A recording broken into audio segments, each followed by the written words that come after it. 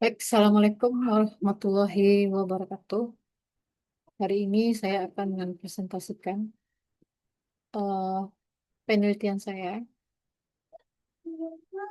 yang berjudul Analisis Pemanfaatan ChatGPT,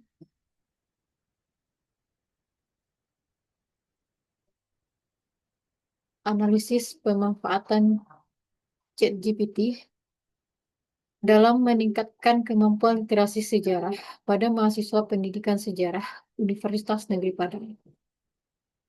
Penelitian ini dilatar belakangi oleh dilihat dari kecerdasan buatan, yaitu AI, di mana AI sekarang ini berkembang pesat dan digunakan dalam berbagai bidang,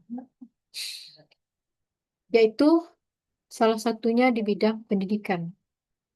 AI paling banyak digunakan yaitu ChatGPT, karena AI ini eh, dapat kita lihat berbasis deep learning dengan antarmuka percakapan yang intuitif, di mana bisa memahami dan merespon bahasa alami, menyusun jawaban sistematis, kontekstual, memproses teks menjadi gambar, menghasilkan artikel ilmiah dengan cepat.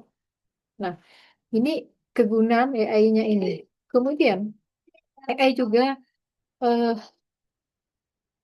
pemanfaatannya selaras juga dengan kurikulum Merdeka, yaitu memberikan fleksibilitas bagi mahasiswa untuk belajar dari berbagai sumber dan tempat. Kemudian pemanfaatan eh, AI ini memberikan dampak bagi mahasiswa sejarah. Dampaknya bisa dilihat, yaitu dari mudahnya mahasiswa mencari referensi dan memahami materi dengan kompleks, dan juga bisa meningkatkan efisiensi menyelesaikan tugas. Nah, dengan adanya AI, AI ini tidak menerima informasi dengan mentah. Jadi eh, juga tidak menghambat keterampilan berpikir, kritis, analisis mahasiswa. Tidak juga pemahaman sejarah dangkal dan tidak otentik. Kemudian mengurangi literasi mahasiswa. Kita lanjutkan. Ini menyebabkan dari dampak ini menyebabkan rendahnya mengakibatkan rendahnya kemampuan berpikir, literasi sejarah. Kemampuan untuk memahami, menganalisis, serta mengevaluasi sumber sejarah secara kritis dan objektif. Ini bisa kita lihat dari skor PISA. Indonesia 2018 peringkat 74 dari 79 negara. UNICEF 55% siswa Indonesia tergolong buta aksara fungsional. Ini dilihat dari data tahun 2021.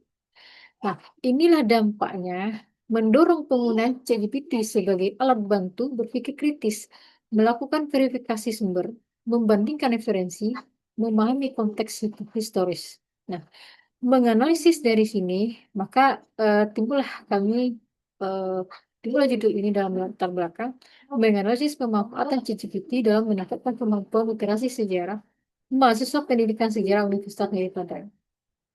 ChatGPT atau literasi sejarah. Tujuan dari penelitian ini yaitu menganalisis pola pemanfaatan ChatGPT oleh mahasiswa pendidikan sejarah Universitas Negeri Padang dalam kegiatan akademik, khususnya dalam mencari, memahami, dan mengolah sumber sejarah. Mengevaluasi dampak penggunaan ChatGPT terhadap peningkatan literasi sejarah mahasiswa mencakup kemampuan literasi sumber, penalaran kronologis, penalaran kausalitas, interpretasi dan berpikir kritis historis, serta literasi informasi dan etika akademik. Tujuan selanjutnya, merumuskan strategi dan rekomendasi pedagogis agar ChatGPT dapat dimanfaatkan secara efektif dalam mendukung pengembangan keterampilan, berpikir kritis, dan literasi sejarah mahasiswa.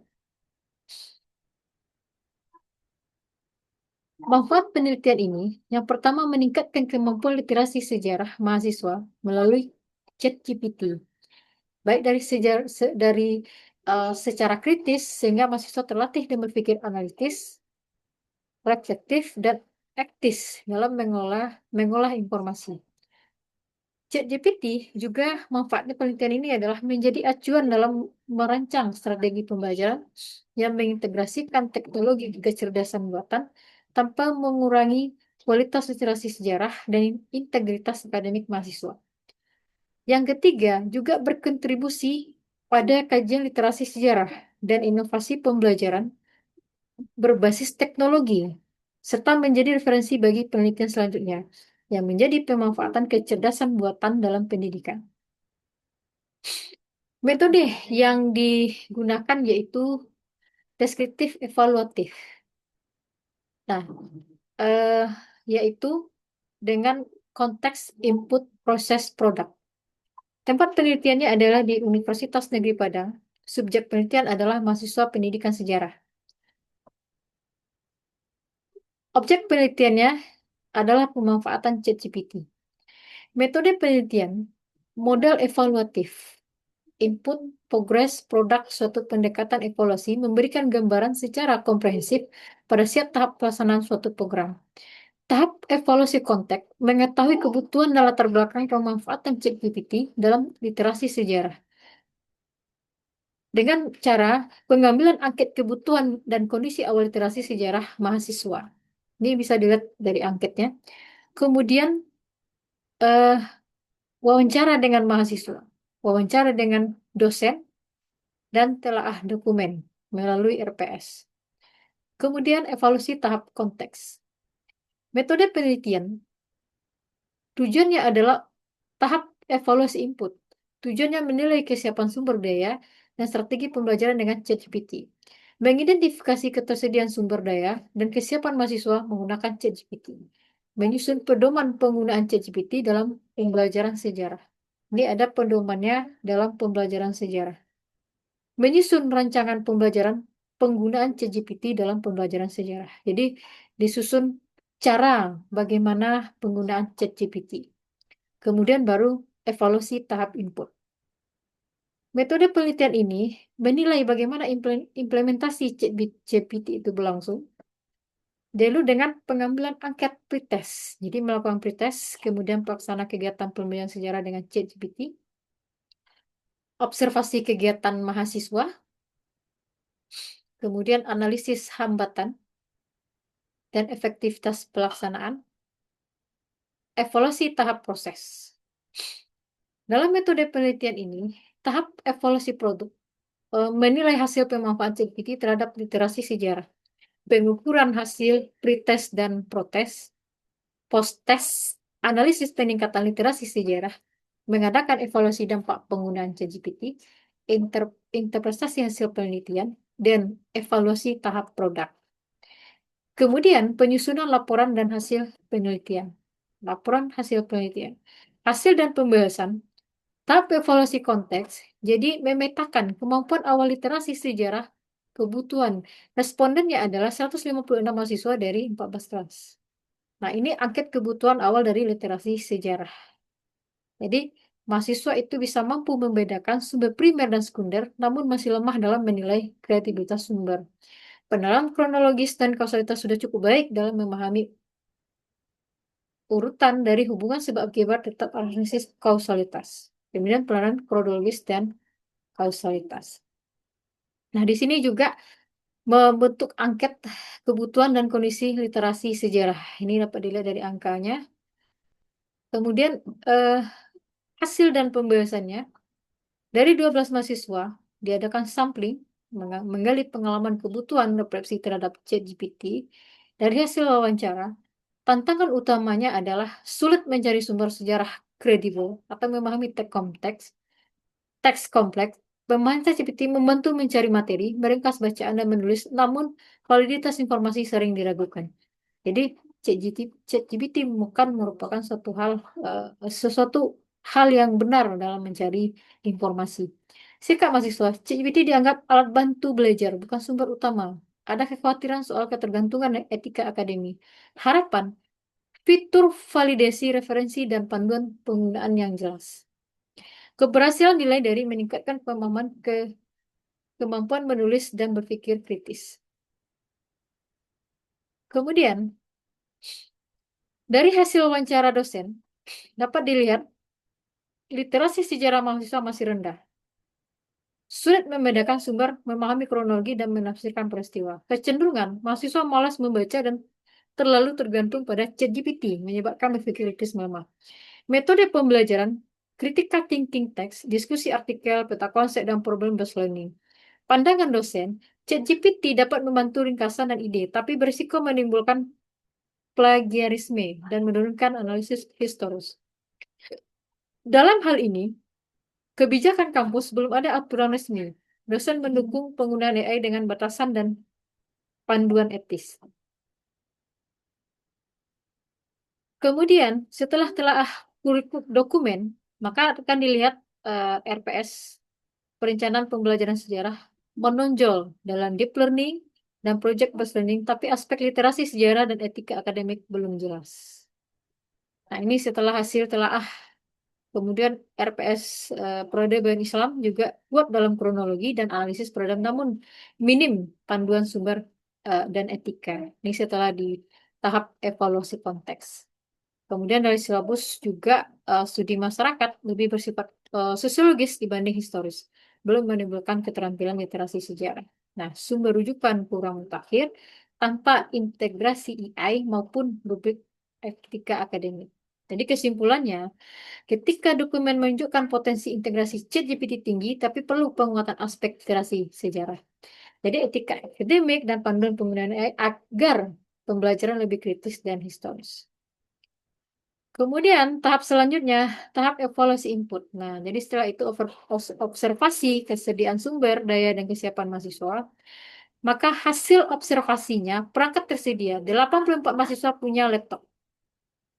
Akses internet baik, 90% menggunakan kuota memadai. Ini kalau tahap input ya. Akun ChatGPT sudah memiliki akun, panduan dosen hanya 40% dengan arahan penggunaan.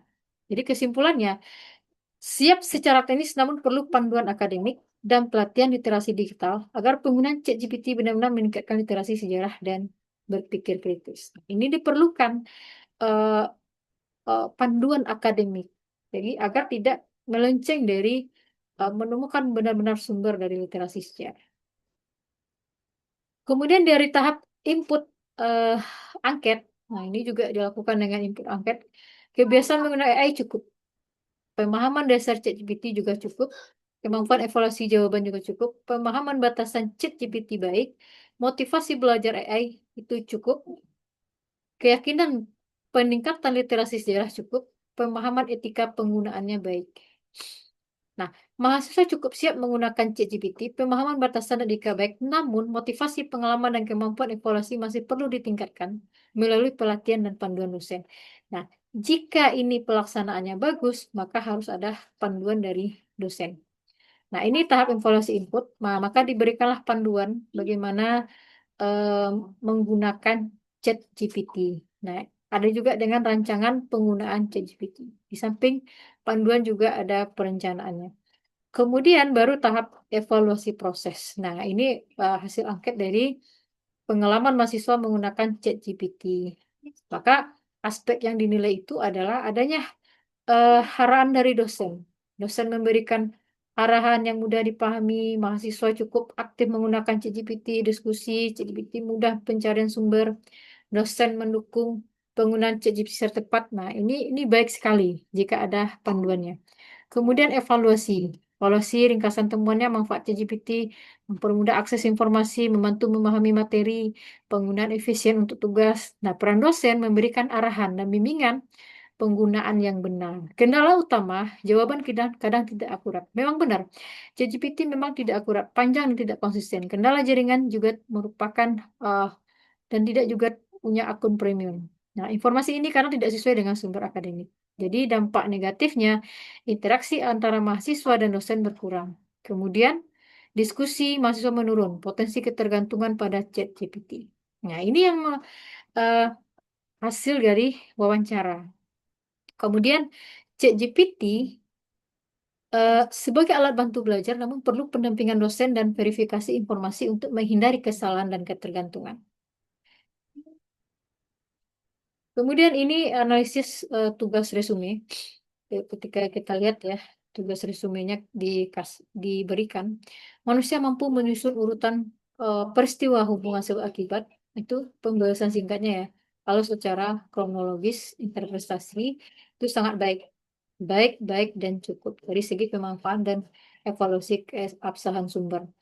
Kemudian dari segi produk, ini juga baik, kategori baik, cukup, cukup, cukup, cukup. Nah, itu bisa dilihat dari aspek dampak, kemampuan menemukan, pemeriksaan, pemahaman, kemampuan membandingkan, menyusun kronologi, peningkatan hasil, rasa percaya diri, motivasi sumber belajar. Dan pembahasan singkatnya, ChatGPT memang membantu mempercepat pencarian informasi sejarah. Dan masih perlu latihan agar membedakan tips sumber secara konsisten. Kemudian hasil wawancara mahasiswa juga ChatGPT mempercepat kerja belajar dan mempermudah proses materi.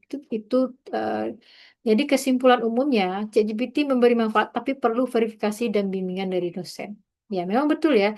AI efektif untuk membantu literasi sejarah jika digunakan secara kritis dan bertanggung jawab. Nah, ini analisis dari ini eh, status luarannya itu sudah dianalisis pemanfaatan ChatGPT, itu diupload di jurnal ilmu sosial dan humaniora. Nah, ini bentuk dari draft artikelnya. Jadi kesimpulan dari semuanya adalah pertama, mahasiswa cukup aktif menggunakan ChatGPT untuk mencari referensi, memahami materi, dan menyusun argumen. Namun, sebagian masih memakai tanpa verifikasi. ChatGPT itu meningkatkan literasi sejarah pada kategori baik, terutama dalam kronologi, kausalitas, dan berpikir kritis. Dari segi evaluasi dan verifikasi, sumber masih lemah. Mahasiswa perlu penguatan literasi digital dan kemampuan cek keakuratan. Dosen perlu memberikan arahan. Nah, dalam penggunaan ChatGPT harus ada arahan dosen, panduan etis dan pelatihan penggunaan ChatGPT agar mahasiswa lebih kritis dan tidak bergantung sepenuhnya kepada ChatGPT. ChatGPT perlu diintegrasikan dengan pendekatan berpikir kritis, reflektif sehingga menjadi alat pengembangan analisis sejarah, bukan hanya pencarian informasi. Terima kasih. Inilah penyampaian dari presentasi saya. Eh, saya ucapkan terima kasih. Assalamualaikum warahmatullahi wabarakatuh.